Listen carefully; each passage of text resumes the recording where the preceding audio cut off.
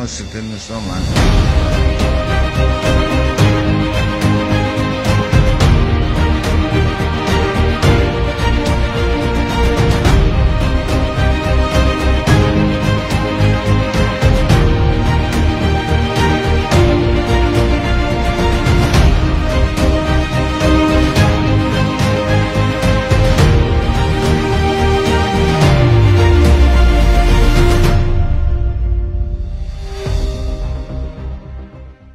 Je me rappelle une fois, un soir, il me dit, mais toi,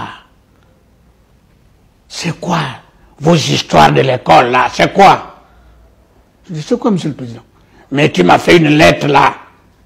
Tu sauras qu'une lettre administrative ne peut pas comporter une seule phrase. On t'a pas appris ça à l'université? Je me suis mis à rire.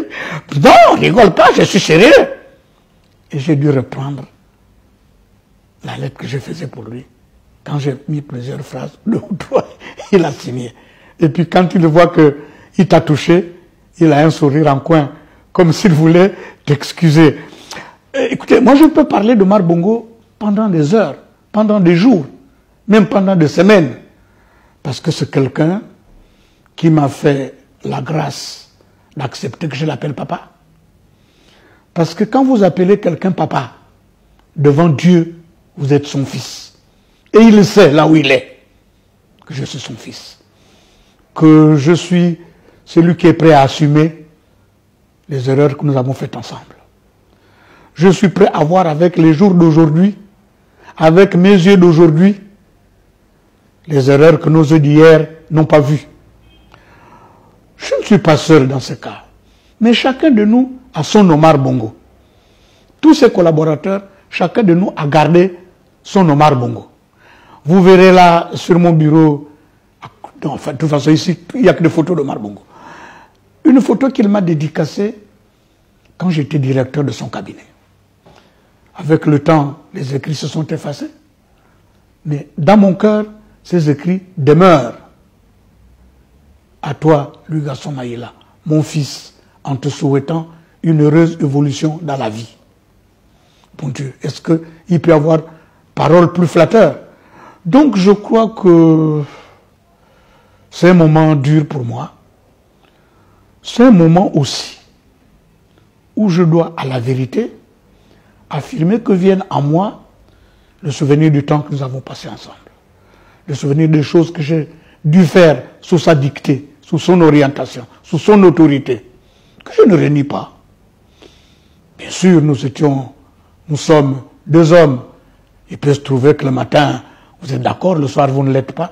Mais ça n'efface pas les moments intenses que vous avez passés ensemble. Je ne pense pas que quiconque me démentira pour dire qu'il a fait de son mieux. Et c'est pour ça que je vous disais que j'ai connu 3 Omar Bongo. Celui de nos débuts, celui de notre parcours à mi-chemin, et le dernier que d'aucuns diraient aujourd'hui, dans son évolution, n'était plus le même qu'au début. Mais ça arrive à tout le monde. Et je crois qu'en disant que j'assume tout ce que nous avons fait ensemble. Si nous avons fait des erreurs, je suis prêt, moi, lorsque quelqu'un me démontrera que ça a été une erreur, de dire oui, errare humane est. Nous ne pouvons pas nous exempter d'erreurs ou de comportements qui soient blâmables. Ça dépend aux yeux de qui. Donc c'est un anniversaire de souvenirs, de douleur aussi. Et si je termine, c'est pour dire qu'il est éternel. Vous savez, monsieur, la chose qui est plus forte que la mort, c'est la présence des morts dans la vie des vivants. Ce sont ces choses qui vous reviennent. Ce sont ces choses que vous avez partagées et qui restent en vous. Donc, merci de me faire l'honneur de m'interroger à l'occasion de ce 10e anniversaire de cette séparation douloureuse.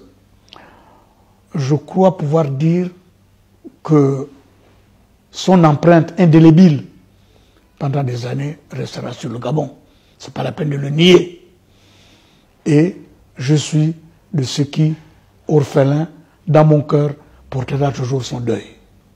Et Dieu ne nous a pas donné les pouvoirs de faire du Gabon ce que nous sommes en train de faire.